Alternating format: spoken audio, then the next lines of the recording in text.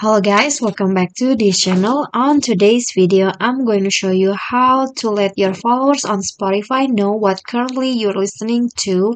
So here I've already opened my Spotify.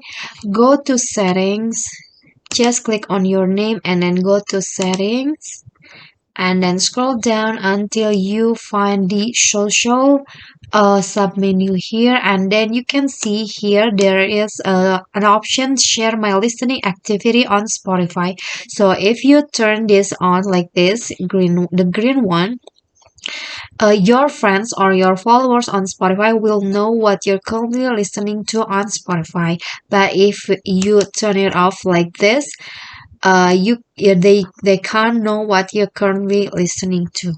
Okay, so that's it for me. I hope this video is helpful to you. Don't forget to click like, leave a comment and subscribe our channel. See you on the next video. Bye.